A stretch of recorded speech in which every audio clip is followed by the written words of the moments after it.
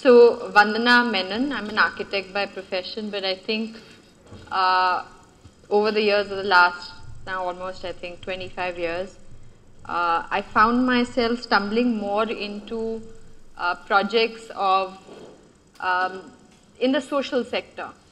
And I think with that comes a certain forced approach of learning how to work with much less than you set out to, whether it's budgets, materials, time, people, all of that.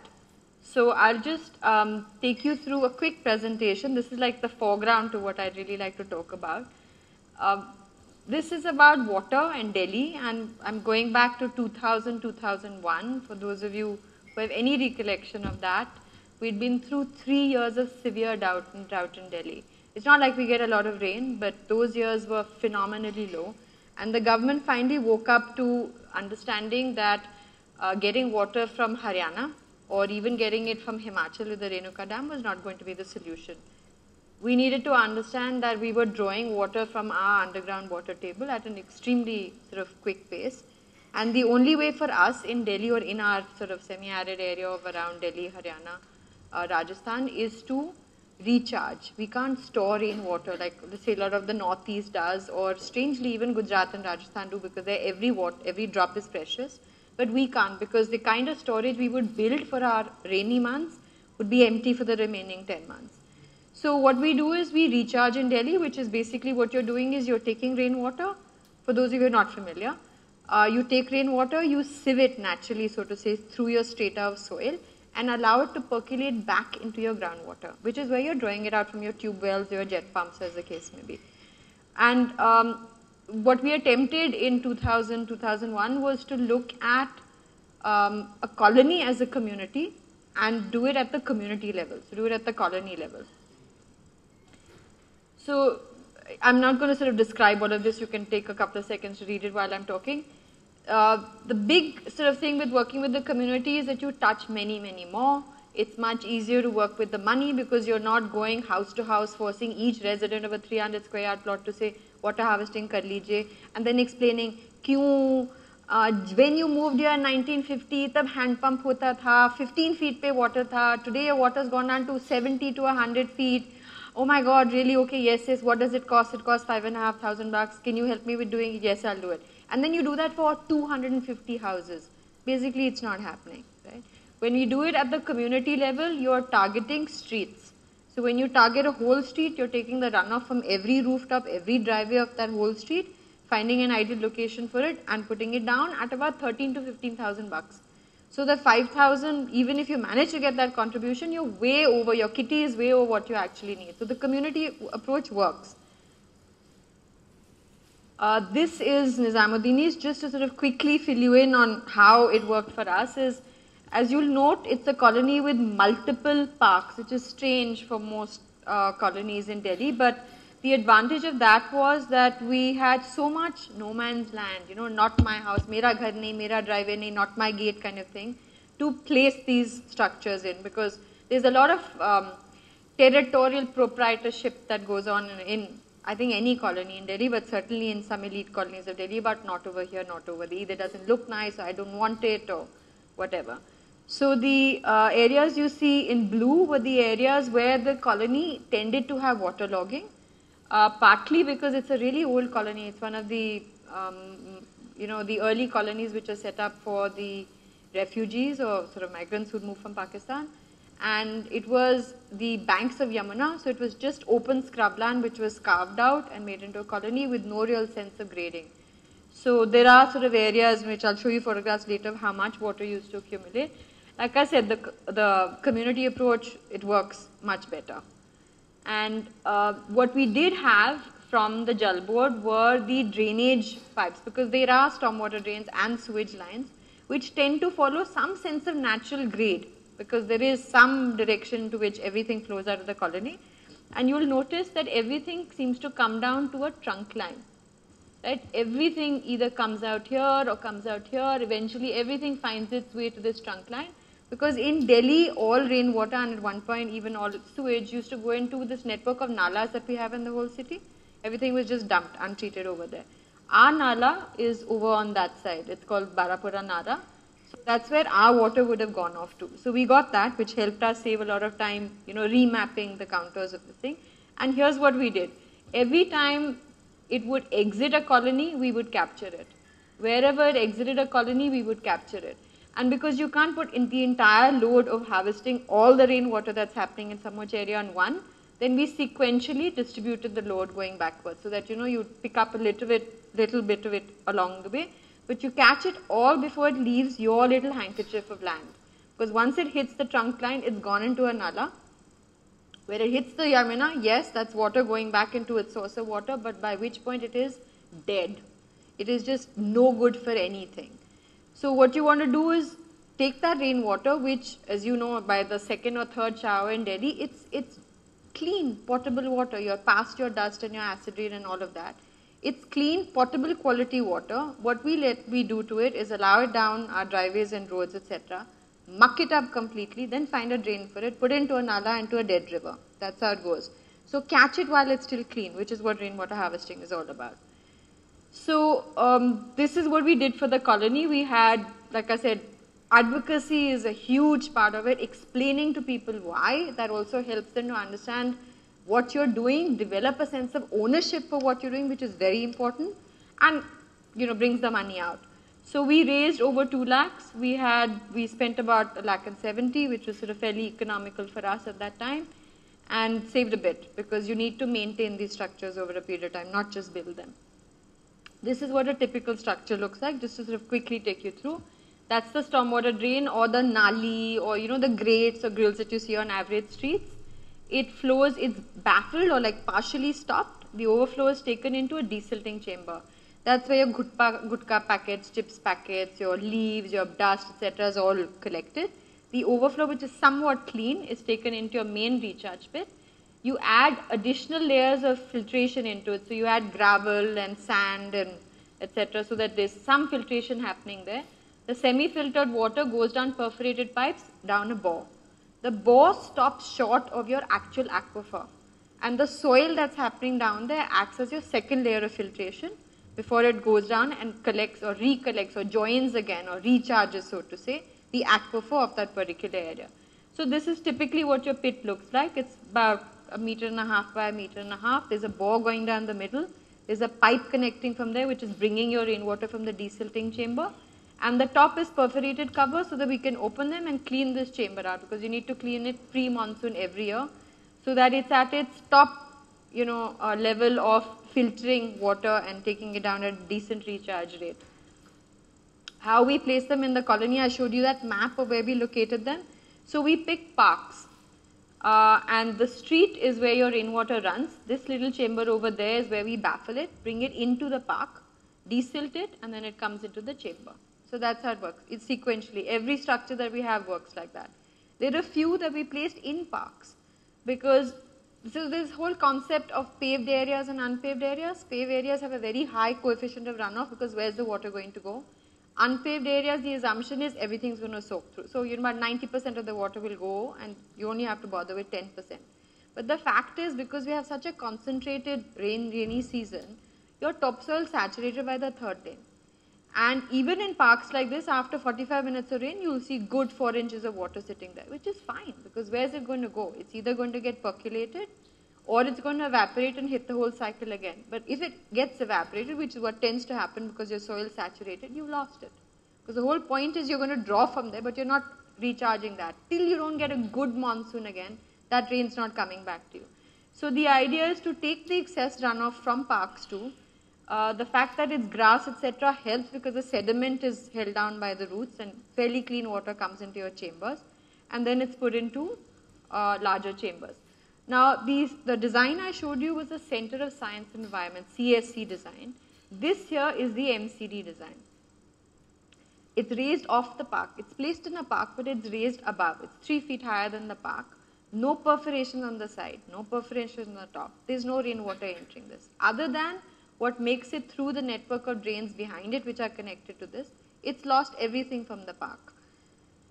Same thing for this. So when we said, don't make it high, at least make it at the level, they make it at the level, but no perforations.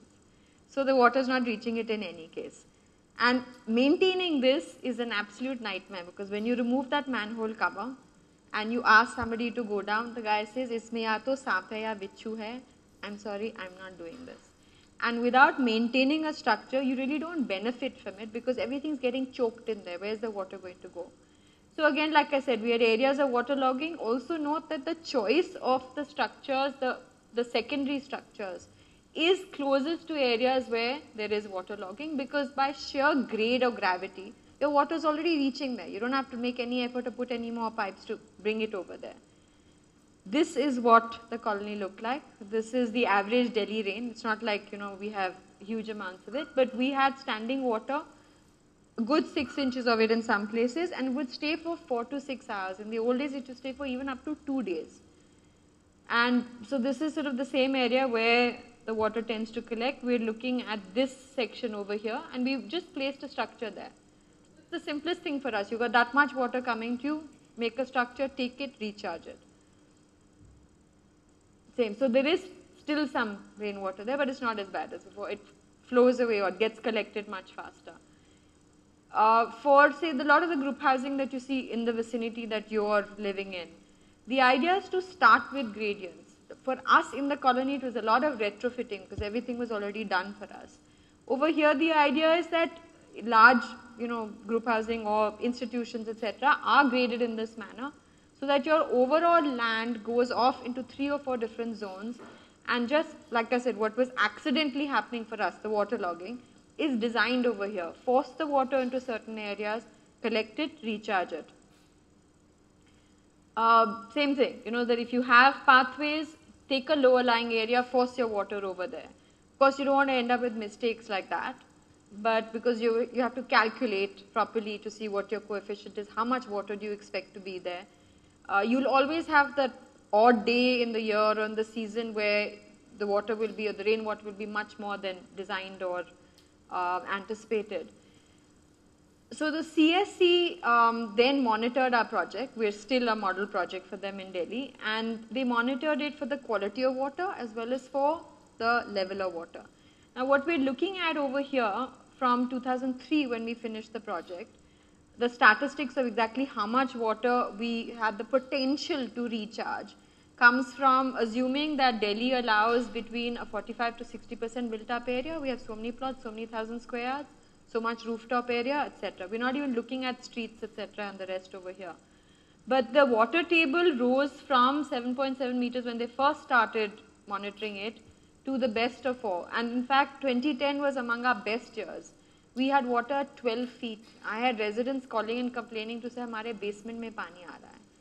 And we were like, talk to your contractor. That's not my problem. Because he's built it poorly. Not because the fact that we're water harvesting and that water tables come up.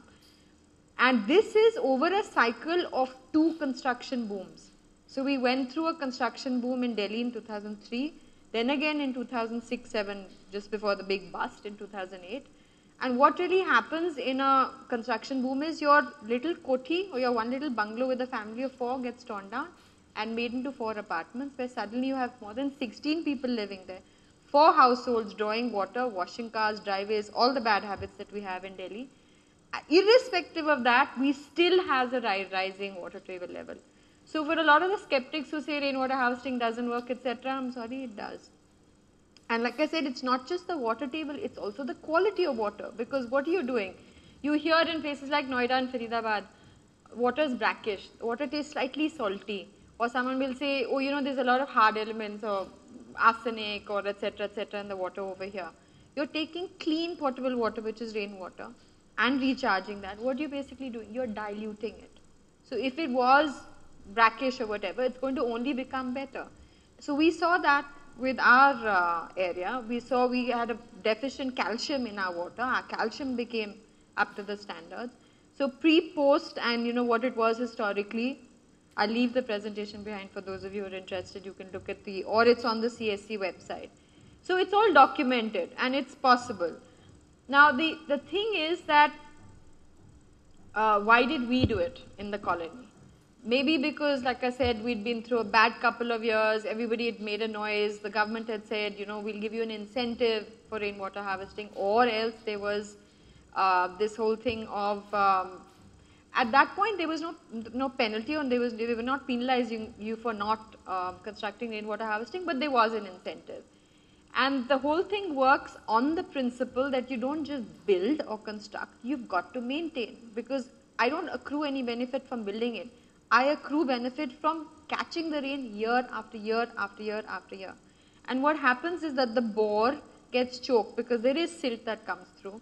Your strata of pebbles and sand, there's that pipe in the middle which I showed you is covered with a coir rope to act like a filter, so that only your rainwater goes through and your leaves and other such stuff doesn't choke the pipe. That disintegrates because it's biodegradable. Your sand gets completely choked with silt or leaves and other such. Your pebbles need washing because they also have a certain amount of silt building up. So this annual pre-monsoon maintenance is what really helps you use a structure for what it's meant to be for, which is, efficiently collect and recharge water. That cost has gone up, which, is bound to, because there's labor involved in materials. But this is really what makes the whole thing worth it, which is what Delhi Jal Board woke up to very late, much after Maharashtra did, much after Tamil Nadu did, much after we cried ourselves hoarse to say, it's not enough to just have the stick, you've got to have a carrot. So now you receive a 10% rebate on your water bill. Increasingly, or going ahead, I hear even on your electricity bill, because the whole logic there is that your tube well needs to work less. Your tube well pump needs to work less to draw water when it's shallow versus deep. So you're saving electricity, so to say, not just for yourself, but for the government or the utilities that need to supply it for you. So they started giving us this whole sort of subsidy, so to say, on your bill, which helped us then to keep the maintenance going. Of course, we're a colony, we're not a society. Societies get this. We don't as a colony. So individual residents in the colony who also have structures do get that benefit. The others don't. So like I said, what we do is that we remove all the material. That's the pipe without the coir. There's coir wrapped around it to make sure the holes are not plugged. And what comes out is very good quality compost, because it's a lot of fine mud and decomposed leaves, etc. that come out. Those are just distributed either in our parks, or we inform the residents that the khad is ready, you can come and pick it up, and it's sort of taken away. We've grown, we've expanded since, because we found that there were areas that even with the structure that we had were not sufficiently being able to deal with the waterlogging. These structures are the MCD structures, those big round either level or the raised ones that I showed you, and some of the others are the ones that we constructed. And the whole thing is, so fine, yeah, we were the early birds, we started early, we started in 2000 when very few colonies in Delhi were doing it, we've sustained it, we have statistics to prove that it works very well. But is it a successful model? If it's not being replicated, it's not. Then it's, a flash in the pan. So has really water harvesting at the colony level or community level or the institution level been able to grow the way Delhi had anticipated? Enough to cover, or at least begin to make a difference in what's happening to our water table over here? Not really. And I think some of that is what I wanted to talk to you about over here, is that that's Nizamuddin, area for area to the same scale. That's Defence Colony. Part of Defence Colony has it. Sundarnagar doesn't. And as far as everything that works for Nizamuddin, elite colony, well-heeled residents, can afford it, can hire the Malis to look after it, have the systems in place with your RWAs to make sure that it's maintained and all of that, not happening. So there's something that perpetuates a certain apathy. You can cry yourself hoarse to say there's going to be water wars in the future. You can say, here's the solution, it's very easy. Groundwater board has a whole set pattern to say if your plot is 300, this is a ready-made design. If it's 500, this is a ready-made design, and so on. Why don't you do it, right? And why don't we do it? I'm not sure why we don't do it. Is it because this structure, which was not technically a registrable structure, like today when I have to register my structures to get that subsidy, I can't register a CSC design. I can only register a groundwater board design or an MCD design. This cost me 13,500 bucks to build. In the same year, that was going to cost me 80,000 rupees. Why would I build it? Why would I build it? Because, something about the design there, I'm talking about the same year. If these guys have woken up to the fact that there is PVC pipes available, perforated PVC pipes, it's so-called become weak because you made a whole bunch of holes in them. but your basic pipe is 10 kg density or 6 kg density, you can perforate it, it still works. Why must you insist that I have to do a CI perforated pipe, which costs 3 times the amount? And then because you want me to follow your design, you want me to hire one of your empaneled contractors to make sure it was constructed the right way. It just doesn't add up. So you give me a design that basically as a design doesn't work. It's flawed. I can't maintain it. It doesn't collect any runoff from my parks. It has no perforations. Any rainwater that falls on this is runoff, more runoff for me rather than being collected over there. So where is it that, that good design is really good design what is supposed to solve these problems of why we don't go ahead and do what we're supposed to do is forget about responsible citizens, just as responsible human beings. We're increasingly going ahead we understand what our solid waste management, that's 5? Oh, that's almost done, that's done, okay. We understand what solid waste management is all about. We understand what our resources and depleting, how they're depleting is going to affect us in the future. Why don't we do enough about it? Why does Delhi government have to force you to do an odd even? Why can't we carpool? Why don't you say every Friday I carpool and I take the metro? I don't care if I have 6 meetings. I don't care if I'm going to squat at home the whole day. That day I don't take my car out. Why don't we voluntarily do it? And I was just talking in the break to somebody to say that we've been forced, conditioned, whatever you want to call it, in the last 5 to 7 years to use, in an average bathroom, you now have, even in your regular sort of cisterns, you have a slim or the eco version of it, which is down now to 6 liters. Traditionally, we've all grown up with a 9-liter flush cistern. You had no choice but to pull 9 liters down every time you went to use the loo. Now you have a faceplate which gives you the choice of 3 liters or 6 liters. Now the product's been designed, right? The process been changed for you. We as people are the last in the line because we are the subset heat. Voluntarily, we are not changing. Someone somewhere changes the process, changes the product, slowly sort of subliminally tells you this is how it's done, you're going to do it. Till I think maybe 9 months ago, Starbucks was still using plastic covers on their cups, still using plastic stirrers, still giving you plastic straws in their slushes or crushes or whatever they call it. It took a lot of noise to get them to change it. Now the thing is, some of us probably went up and said, don't put the cover. Or stirrer to chahiye, so that's what you're going to do. But why is it that we take so long to wake up to where we need to step in, when actually speaking, each one of us does that one tiny thing each day, it adds up to so much more than can be forced down your throat by any government, any norm, any stick. So that's just it. I mean, is poor design what holds us back, or is it just an attitude? That was my question to you, actually. I don't know if you have questions to me, but that was my question to you because we have so many designers over here. But सिर्फ हमारी problem नहीं है ना. सिर्फ हमारी problem नहीं है. The thing is that Tanushree, yeah. So what Tanushree said was, I think, very right, is that you've got to understand that only you can change yourself. So no matter how much you're, made to or you will be coerced to, the fact is that real change happens when you wake up to it yourself. And at that level, the whole carbon footprint thing, maybe it's not that easy to do, maybe, the 100-mile menu or whatever it is, but somewhere, if each one of us were able to, or is it because we try, but, somewhere design doesn't assist us, or I don't know, or is it, I don't have that answer. This is sort of a question that I'd like to leave with the forum here.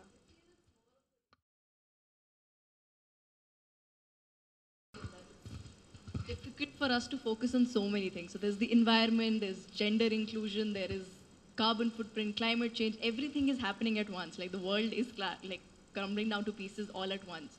So how many things do you focus on? And in your daily routine, when you are thinking about 1,000 other things that you have your office, your family, your work, all of that is happening. So how do you subconsciously figure out one place? But I think it can be done. Sometimes that's why I think the designers come in. They give you a trigger. They give you one moment where you suddenly, maybe some ad campaign or maybe just a cash word, when you'll be throwing something on the road and suddenly you'll be like, no, shouldn't do this. Yeah. I think that's the role of design. Or maybe, I don't know, like she was saying, is that you unlearn, because I think certainly the generation before us brushed their teeth, but we buy plastic brushes. Now somebody tells you buy bamboo brushes. So we're like, okay, fine, let's be responsible and buy bamboo brushes, but you won't go back to manjan or brushing your teeth or whatever. I don't know. And I think culturally, we've been very sensitive. I think we've understood water. I was saying before, the concept of using just a lota of pani or half a balti in your Indian WC, even your Western WC, was always there. That choice was there. First you unlearn it, then you sort of institutionalize it into this cistern, the ceramic cistern which flushes down 9 liters. Then you go back and say, oh, now someone's designed a smart cistern, an ecosystem, or a sensor, or whatever, you know the knee-operated tap, or whatever it is. So,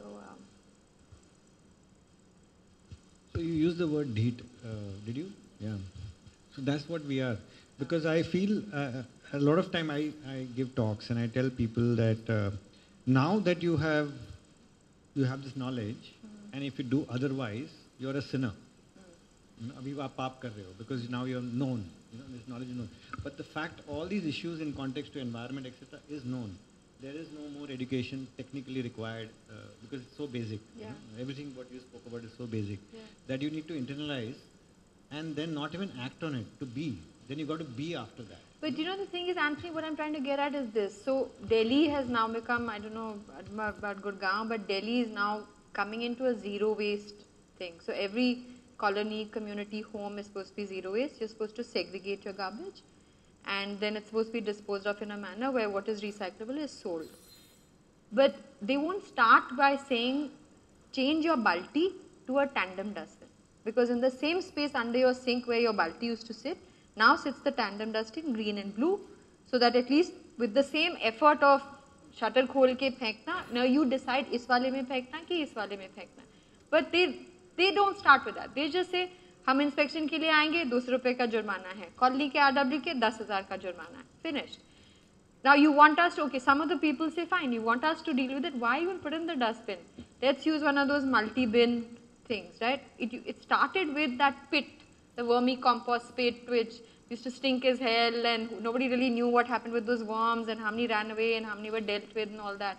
Now you have the little bin. It started with the ceramic bin, now it's the little plastic bin, it's all of that, it sits. So do we as designers come in too late in the cycle to start changing habits? Since the last low flow tap, what's happened in plumbing? Since the last time the cistern was divided into 3 and 6, what's happened next? We seem to play catch up all the time. We let a disaster begin, and then we say, okay, now we need to ignite change. So, okay, this little think tank, like I think again Tanushri said, then the money comes in to say research karo, फिर उसका कुछ product निकलेगा, फिर उसका proof of concept, and then finally go into production, marketing, and all of that. We're always playing catch up. A lot of economics works because of this arrogance and ignorance both, and that's how systems work. And so you purposely let it be as society so that there is economics in the bargain. I think so. Probably. Yeah. Because if we were in utopia, then I guess our needs would finish, and then what would we be, who would we employ, and who would we be? All self-sufficient, living this ideal life. So I guess maybe that's what it is. Another thing would be like we've all bought into the idea that we don't have time to do all of these things. We are like this consumerist society.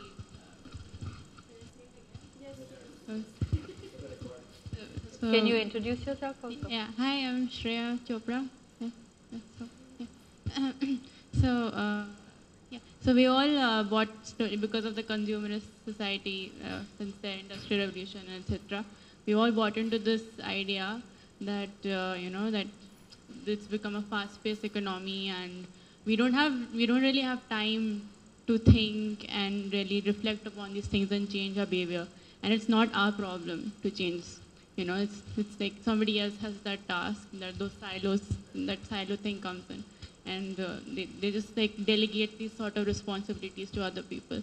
And this cycle of delegation keeps happening. Like, wo uska Not my kaam hai. responsibility. Doesn't have bad things don't happen Yeah. to me. It happens to them. Yeah. So I suppose there is that. So like this whole idea has blended into our routines, and I think behavior change through product design, and then which dominoes a change in the service and systems design is probably the way to go. Yeah. And we're so good at it. We've been doing it subliminally or otherwise for years. Your toothpaste tube got wider, and so on and so forth. So it's all happening. It's Yeah. just that maybe what drives us is something different. It's the plain economics of it, not yet what's happening to the planet and where we become social human. I mean, The mindfulness probably needs to come. I think governments, institutions, and extremely large bodies are actually in the business of stealing at the highest level. So and what drives one country to do certain things in a certain manner and support it is basically the entire funding, which reverse funding happens to run that country in the bargain. It's very few societies which have managed to get the good out of it. So if you look at medicine or chemicals in context to medicines, etc., it's all a big chore industry. Yeah. You pick up any industry, vertical, construction, etc., it's all feeding into the political system to get out of it, to make sure that the system continues. So why having choke drains is important, to somebody else's well-being. So again, there we catch up. Like I said, we play catch up. NGT has now banned the drains I showed you, those little perforated drains. They've become history. So even our colonies had all our drains dug up and redone the old-fashioned way, the chamber with the perforated grate or the removable concrete thing, which most of Delhi used to have at one time. Because at least these covers can be removed and the drains can be cleaned. Because what causes the waterlogging is not the lack of the drain, but the drain is just full of silt or all kinds of other rubbish. So the design there is what's finding the solution, but way too late. And the point is that, okay, maybe for us, our stormwater drains are 15 years old, but there are a whole bunch of other people who just built them. You're going to make them undo all of that and then reconstruct in another way. Just wake up a little earlier.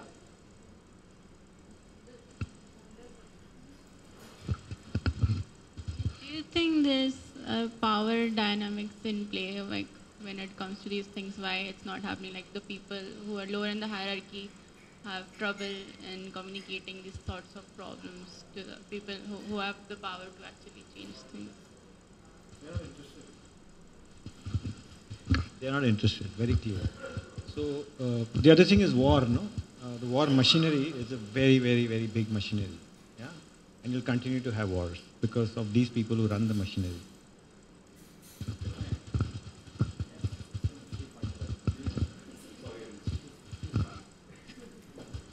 Sorry, I'm going to be extremely fast now again. No, it's just, I wondered if it's a concern that it's great that designers are really getting into these kind of concerns, and the fact that we're actually blaming ourselves to not have this concern is also very interesting in this conversation for me, because the fact that we're actually saying that, okay, this is a concern that a designer has now, that as a citizen we have now, and it's not really, I disagree with about the catch-up and everything, and I disagree about the governments, because I feel like everybody fundamentally has every right to do the things that they think is right, or their own concerns. So they might be concerned with something, and that's why it's being built in that way. But the designers concerning themselves about this right now is great. And maybe that is lending itself to a catch-up system or whatever we want to call it. In fact, it's the only reason why there is some change is because some designer somewhere decide to make it happen. You and I are not voluntary. I don't know if any of you did the Coke bottle in the cistern. So you're supposed to take a 1 liter bottle, fill it with water, and sink it into your cistern. So every time you flush 8 instead of 9, because that volume of water is not displaced. So some of it, so some of us did that. But the point is, we really changed only when the designers changed the product. So to me, that was my second commentary, and I mean, I'm happy to shut up about this as well. But to me, I don't like the attribution of good or a bad design, because it's like design in itself. Like if it's not being used at the last mile, it's not a design itself. It's just a product. So that attribution is something I disagree with. So to me, like a product which is being designed has to have that element. Otherwise, something is fundamentally wrong with what happened. And maybe a designer wasn't part of the process of it. Very often. I'm quite sure no planner or designer was in charge of those structures which the Central Groundwater Board enforces now. Very limited way of attributing the title designer to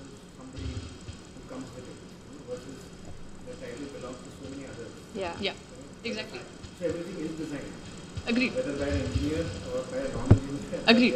Yeah, whatever's organically happened is also a solution. Which we are talking about is ingrained in all those people also. Huh. But, and there is no question of lack of foresight. It's a question of, I don't know what. I wonder if it's not training. I mean, it's something that I perpetually deal with as well. But I mean, if you meet some people who are, okay, let me give you a simple example. People who, I mean, I'm sorry, I'm going to dismiss some people here, but website designers. But like to me, that is such a like problematic term itself. Because sometimes like when you are thinking of website design, what are the concerns that you have around the idea of website design that is calling, that you're making yourself a designer with? You know, so sometimes it just gets limited to skill sets, which is my problem. Like sometimes, like even in products, like where I have a problem with the discipline itself is that if you become a person who's a skilled person in developing something, sometimes that gets attributed to being a designer, which is my problem in the definition of design. That agreed. The second, as a concern for anyone else, like anyone who builds something and therefore comes with a level of knowledge or understanding or frameworks to be able to deconstruct and reconstruct in a mannerism attached or attributed to a concern. It's very difficult. That's part of a training which doesn't happen in our education systems. And I'm not saying education system as an education system, let's blame everything on the education system, but because that's another dimension. But it is something that doesn't come naturally to us as the way of learning. And again, the world has got used to improving things rather than Building. it. Yeah. Because times have changed and mindsets have changed. Yeah. So it's always about everything improving and not changing. Exactly. We are perpetual improvement.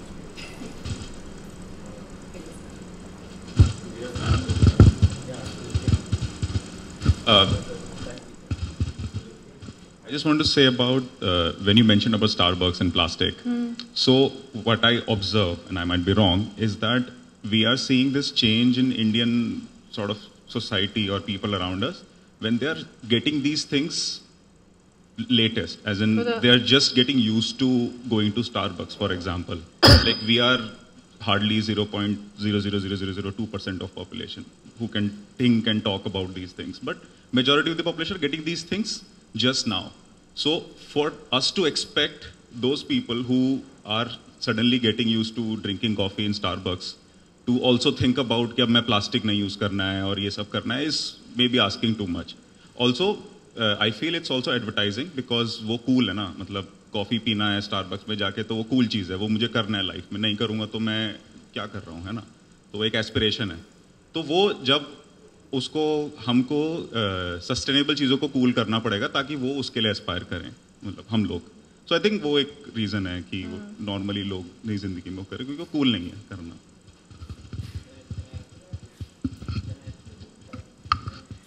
I think the issue is people at one end when we're talking about people, their education, their reaction to things, but I think here we're not talking about Starbucks. That उसको सबसे बड़ी थप्पड़ मारना चाहिए कि why the hell did you bring plastic in the first place? And if not Starbucks, then who the hell will think about it?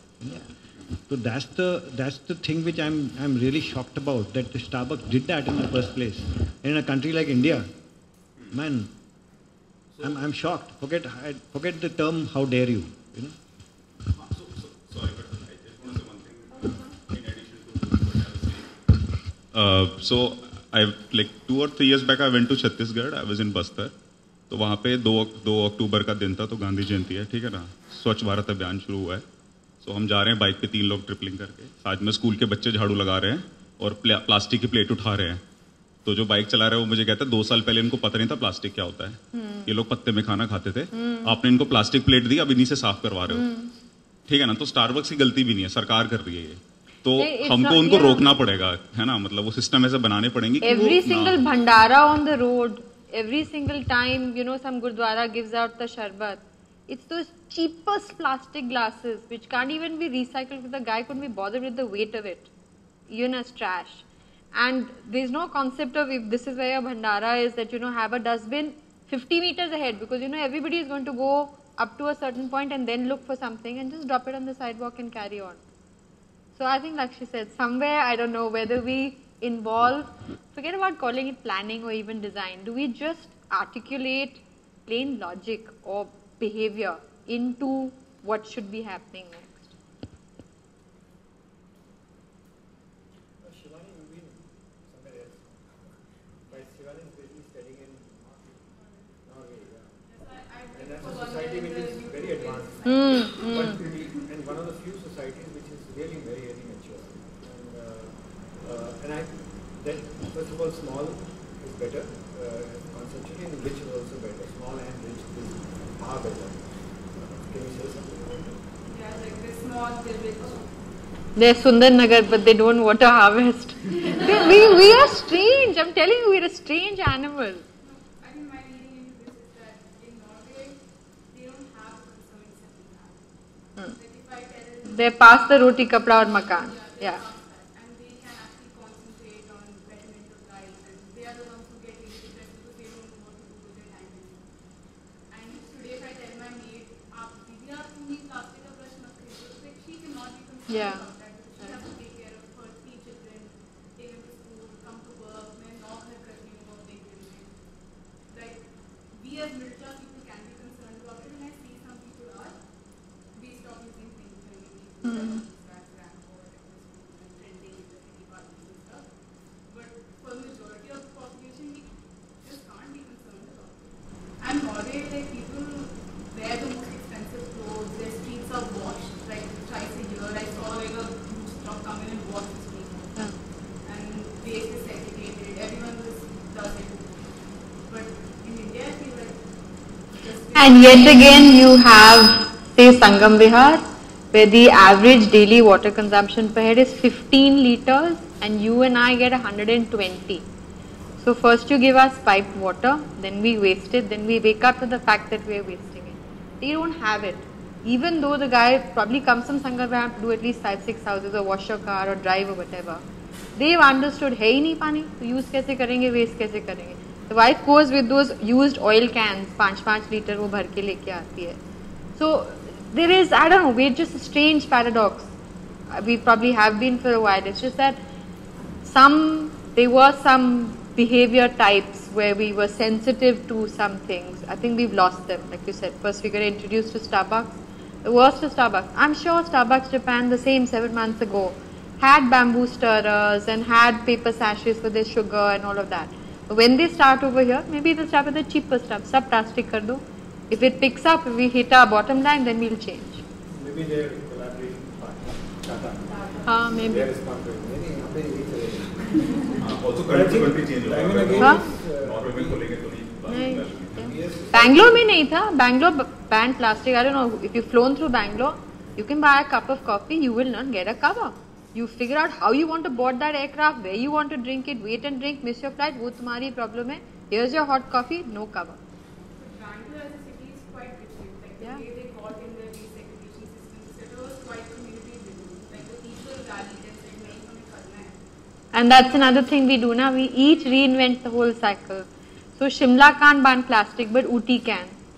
Every single market and shop in Ooty sells you a thela, either made out of nylon so it lasts a little longer, or fabric as you want to buy it, or this poly fabric. But Shimla, you just drive into Shimla and all you see is plastic bags.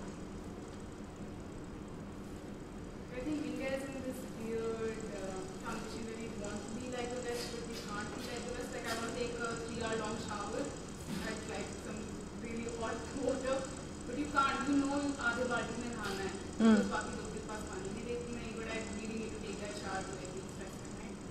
So I think it's a lot of things that tie us down to us. So I think institutional and large bodies should be held accountable for a country like ours. Big time. But change comes with the people, nahi Anthony? Change will come with people because I But after the danda, the issue is about, again, it's like I always talk about it. I'll skip that part now. The issue is that. Hello. Yeah. So the issue is that we were born as a poor country, extremely poor country. Britishers left us anything. The Britishers also left us with a totally brainwashed population. We are all still inclined towards the way the Britishers think and do things. Okay, so that's the way we are. Pant shirt, This is not me, by any perspective. But I'm so comfortable in this clothes, So that's the big shift which has happened in this society, which had its pros and cons anyway. So that's poorness, lack of confidence is a big issue. Okay. So for this generation to emerge out of it, which I believe now is emerging, the period of emerging out is happening across our country, and is manifesting in different forms also. That will happen, and we have to give ourselves time. So economic growth is happening. This time again, do gaya wapas. But ideally, with the equations put in place, we were supposed to grow at 7.5, 8% also. That Or ambitious we was stop possible. our population explosion, which apparently is Nee, not that happening also in will happen 2050. automatically with When the economic same growth resources and are not education, spread which too happens thin. because of economic growth. Yeah. There's going to be bound in reduction of population automatically, and thereby education plays. So we talk about empowerment, all these women empower, etc. All this will happen, but unless there's rapid economic growth, it won't happen. And in the process, because we adopt Western ways of living, blah blah blah blah, while our ways of living have got certain merits in it, it is going to destroy and take certain things, along with it. So again, the wise people who run us, both institutionally, rules, laws, bylaws, when it comes. So like they have to be held accountable and responsible. So all these groups or small cluster groups which form against wastage or against plastic, they are the people who actually bring about Ignite that at change, yeah. policy level. Yeah. And that is important for us. And like you said, speaking to understand the as C level, designers, those are the guys and- who are really making And the I'm decisions. going a little bit more on this is because as designers, we need to know where the button lies. While behavioral change at people level is equally important, and that should Policy happen. is equally Policy is far more critical. yeah. Because of a lack of policy or policy coming late, massive things happen. And we don't want to understand the subject of economics in that context. We designers are always handling problems like how this button needs to look more beautiful, or how to stitch better, or like websites, how we'll get functionality better. These are micro problems. Yes, we need to solve them also, but we need to understand the macro of problem making. And once we understand that, then we need to know what eventually, because you have understood it, aap kar rahe ho by not doing anything about it. And so where each one of us, smart people or not so smart or hard-working people, need to weave our way through to be able to press those buttons in different ways. So there will be consumer groups, etc., doing it. But what are we doing? That's my question. Your question.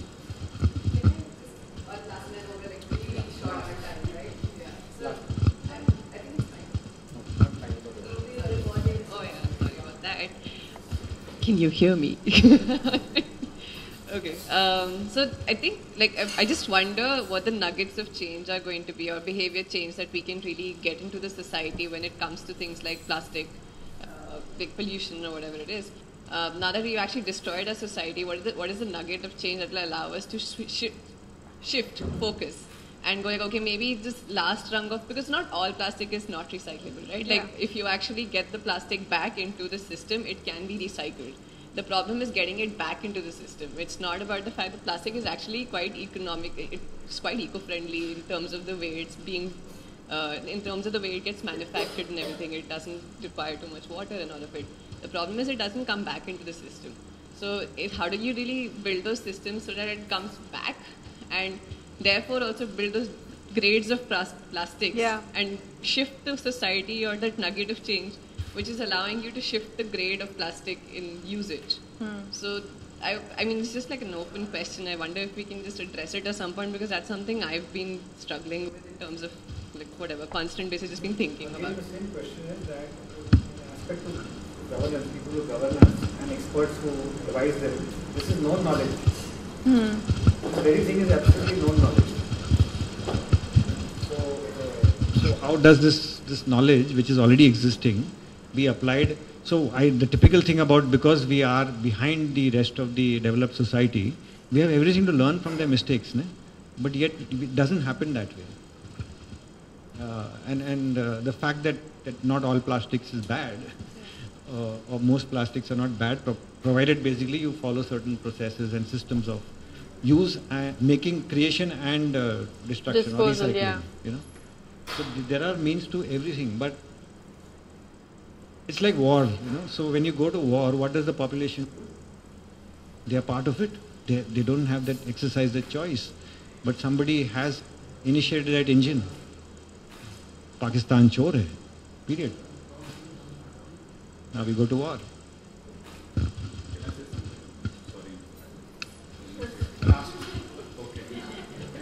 Nobody will answer it. Okay, so it's not a question, it's sort of observation and suggestion, which is, so you were talking policy changes. How many of us actually understand how MCD functions and which is our local councillor who is, working on drainage system or water harvesting in my area, So if we start understanding how democracy works, because whether we like it or not, that's the system we have. So maybe as designers, we should, I don't know, but I don't see many designers who are inclined towards understanding these systems also, with understanding which color shade I want to go with in my next design, So these kind of things we don't address. We don't understand कि councillor को किसको चिट्ठी लिखूं मैं भाई मेरा drainage system block हो गया या सड़क नहीं बन रही है या जो भी प्रॉब्लम्स हैं स्टारबक्स ने प्लास्टिक यूज कर रहे हैं तो किसको कंप्लेन करनी है वो नहीं पता है लोगों को so we should be like that, isn't it? Because we're also citizens as designers. So some of us are like that, but we should also inculcate that sort of a feeling of, yeah, we are part of the system and I should do these small bits because collectively that will improvise. Like you were talking about Bangalore's issue where people were on the streets. So that's one way of doing it. There are many ways of, bringing change and so, yeah, just. Thank you. Thank you.